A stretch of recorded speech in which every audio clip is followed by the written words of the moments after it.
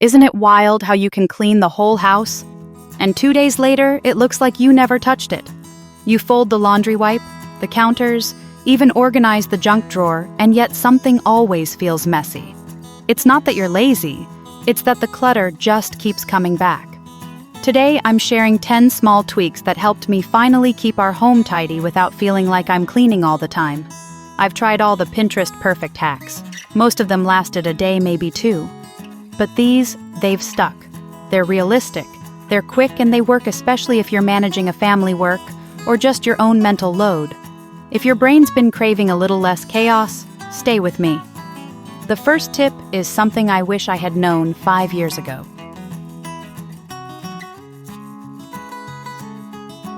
You know that one corner in the laundry room that always looks a little sad? Maybe it's where the detergent sits or the dryer sheets get tossed. For me, it used to be this plastic bin full of dryer balls and pods that I shoved behind the machine hoping no one would notice. And then I realized the problem wasn't the stuff, it was the way I stored it. Here's what I did. I picked up one of those bamboo lids from IKEA, the ones meant for kitchen containers, and found a simple planter pot in the garden section that it fits snugly into. That's it. No power tools, no crafting, just a pretty pot with a sleek wooden lid. Now I use it to hold our dryer balls. It sits out in the open and somehow makes the whole room feel more put together, even if there's a pile of towels waiting. You could use the same combo for laundry pods, clothespins, lint rollers, anything that doesn't deserve to be seen but still needs a home. It's like giving your clutter a costume change, and suddenly your laundry room doesn't feel like a holding cell for chaos anymore. And if you thought organizing just one corner could make such a difference, wait until you see how a few simple swaps can completely stop the endless shuffling of stuff. Trust me, tomorrow's tip will blow your mind and you'll kick yourself if you miss it. Make sure to swing back because this next trick isn't just clever, it changes the way you think about tidying forever. Let's move on to a spot that gets even messier, even faster: the kitchen drawer. You know the one I mean.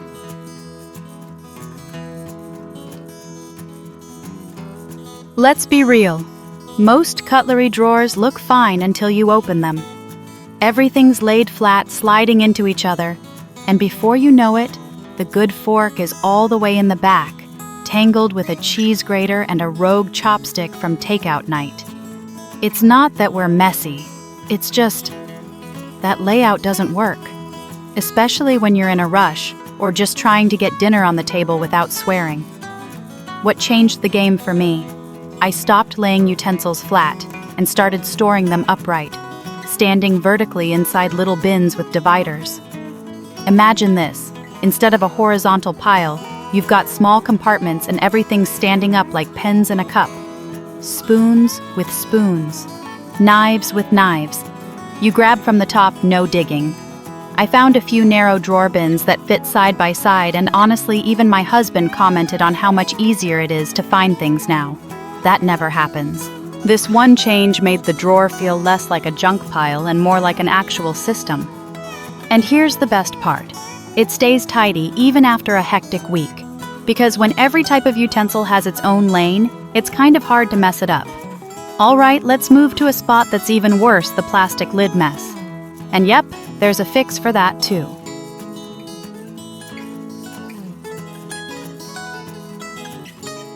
Ever opened your fridge and felt like you're staring into the unknown? You know the mustard is in there. Or at least it was. But now it's hiding behind leftovers under a bag of spinach or somehow in the snack bin your kids raided this morning. It's not about being disorganized, it's just that nothing has a home. What made a big difference for me was adding a few clear bins with labels. Just basic ones. Snacks, sauces, leftovers, kids' stuff. That's it. Now when we come home from the store, everything has a place. When something's missing, I know it's actually gone, not just hiding behind 3 jars of pickles. And when I clean the fridge, I just pull the whole bin out, wipe it down, and slide it back. It's weirdly satisfying. It also saves so much mental effort. No more playing fridge detective. No more yelling, "Where did you put the yogurt?" Everyone sees the label, uses the label, and puts things back where they belong, most of the time. Little fix, big peace. All right, now let's move from the fridge to the drawer that drives everyone nuts. The one with the spice jars that never stay in place. Ready? You know that feeling when you're in the middle of cooking one hand on the pan, and suddenly you're blindly grabbing spice jars hoping you land on the right one? Been there. For the longest time, I just lined all my spices flat in a drawer, same height, same shape, all with the labels facing the top. It looked okay, until I needed to actually find something. Then it was chaos. The fix. A tiered insert that lets you tilt the jars upward back row higher than the front. Now when I open the drawer, I can see every label in one glance. No more lifting 5 jars just to get to the cumin. It also looks surprisingly nice, like mini stadium seating for spices. Super satisfying. And when something looks good, let's be honest, we're more likely to keep it that way. Simple angle, big upgrade. Now let's switch gears. We're moving to the bedroom for a fix that'll finally keep your charger from sliding behind the nightstand again.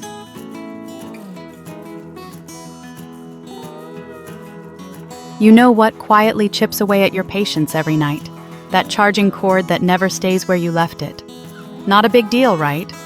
But when it slips off the nightstand for the 3rd time in a row and you're half asleep digging around on the floor, it gets old fast. What helps? Give it a designated spot, literally. I used a small adhesive clip, the kind that sticks to the edge of your table, and now my cord stays exactly where I expect it. No falling, no tangles, no more fumbling in the dark. I didn't think it would matter that much, but it kind of changed the tone of my bedtime routine.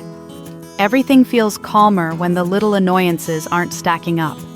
It's one of those changes you don't notice until you go back to not having it. And while we're still in the bedroom, let's talk about the space under your bed. It's not just dust bunnies down there, it could actually be your new secret storage spot.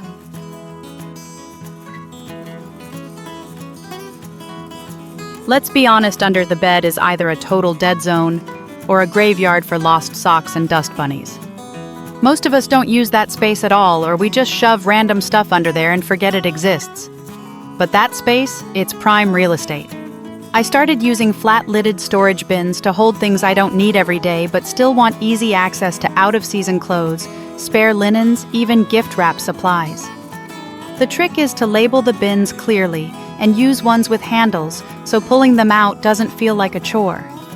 And suddenly, I had an extra mini closet without having to build a single shelf. The key is, don't treat it like a junk drawer. Keep it intentional. Group similar items. Avoid things you use daily. It should be low access, low effort. Now, every time I deep clean, I actually remember what's under there. No surprises, no. Oh right, I forgot we owned this, just a quiet little system doing its job. Speaking of things hiding in plain sight, ever wonder what to do with those hot tools cluttering your bathroom counter? Let's fix that next.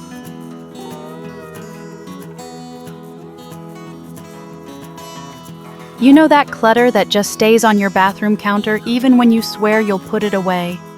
Hair dryer, curling iron, straightener. The whole gang. And if you're like me, they never really had a home, so they just sat there.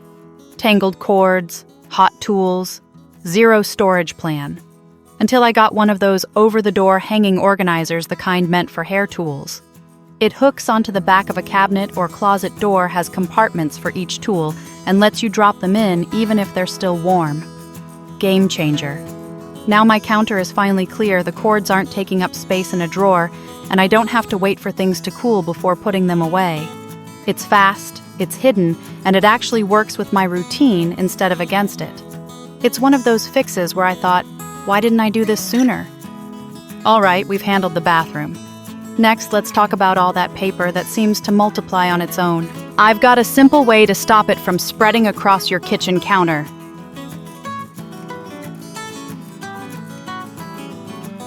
There's something about paper clutter, it shows up out of nowhere, multiplies overnight, and always ends up on the kitchen counter. Bills, school flyers, coupons, that one receipt you might need later. And even if you have a drawer for it, let's be honest, once it goes in there, it disappears. What actually worked for me, I got a small, clear magnetic file holder, just a thin acrylic one, and stuck it right on the fridge. It's now our paper inbox. Any paper that's not trash but still needs action. It goes there, not on the table, not on the microwave, just the fridge. Every time I walk by, I can see what still needs to be dealt with. Nothing gets lost, nothing piles up, and once a week I clear it out. Done. It's one of those super low-effort systems that quietly keeps the chaos in check. And best part, you don't need to organize anything, you just need a home for the limbo stuff. Now that paper's under control, let's talk about something that always ends up floating around cup lids, especially those cute reusable ones that somehow never stay where they should. But I've got a smart fix for that too.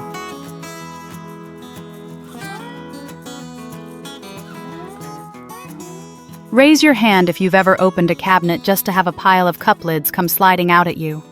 They're round, they're slippery, and they never stack the way you want. For the longest time, I tossed them into a basket, which worked, until I needed a specific lid.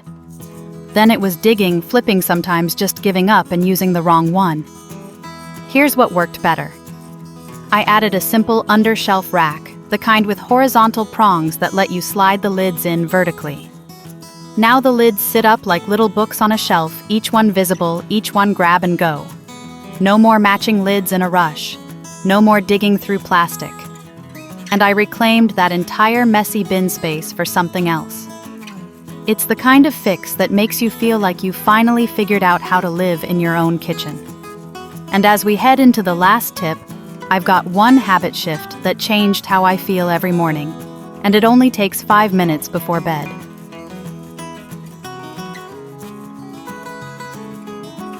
If I had known 5 minutes at night could make my whole morning feel lighter, I would have done it years ago. You know that feeling waking up already overwhelmed just because the sink's full, the living room's messy, and your brain is instantly in go mode. It's like your house is one step ahead of you, and not in a good way. What changed everything for me was a tiny habit, a 5-minute reset before bed. I'm not talking about deep cleaning. Just one little loop around the house, fluff the couch pillows, throw the socks in the hamper, rinse the cup I just used, wipe down the kitchen counter. Some nights, I set a timer. Other nights, I just go until things feel closed. But waking up the next day feels like I've got a head start. The house isn't yelling at me, and I get to start my day, not clean up yesterday's leftovers.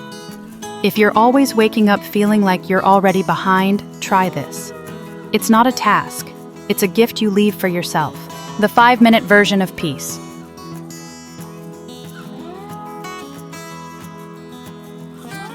I used to have this round wooden tray, pretty, but kind of useless. I'd move it from shelf to shelf, thinking, maybe I'll do something with it one day. That one day came when I realized my kitchen table was never clear. There was always a salt shaker, some vitamins, a tiny jar of chili oil, a coaster, a pen. All stuff we use daily, but it looked like clutter because it had no anchor. So I tried something. I gathered everything that always seemed to float around: salt and pepper, a small jar of honey, the kids' multivitamins, even the soy sauce we used with nearly every meal, and I placed it all on that tray. Now, it looks intentional, styled even. And when I wipe the table at night, I don't have to pick up 5 different things. I just lift the tray clean and set it back down. 2 seconds. It also worked in other places. On the bathroom counter, I placed a small tray to hold a candle, a lotion bottle, and my favorite lip balm, the things I reach for daily. Instead of looking like clutter, they now look like part of the space.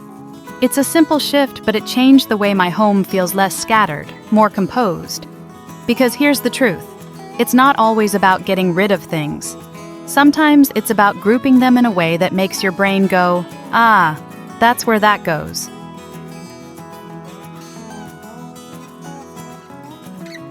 Last Tuesday, I walked past the laundry basket 3 times, overflowing.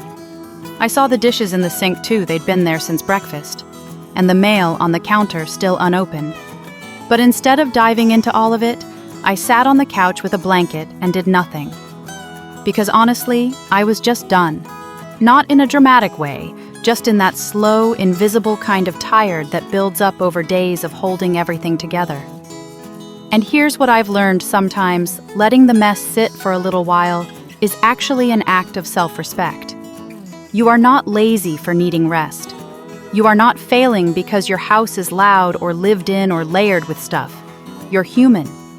There's a difference between giving up and letting go, and what I did that night was let go. I let the mess be so I could stop being mad at myself. I chose peace over productivity, just for one evening. The next morning, when I had even a tiny bit more energy, I put on music, made my tea, and folded the laundry. It didn't take long, but it felt lighter. Because I wasn't pushing through resentment or exhaustion, I was moving from rest. So if your house feels chaotic and your energy is gone, maybe the best thing you can do isn't another task. Maybe it's a pause. Give yourself permission to not do it all. That too is a way to take care of your home by first taking care of you.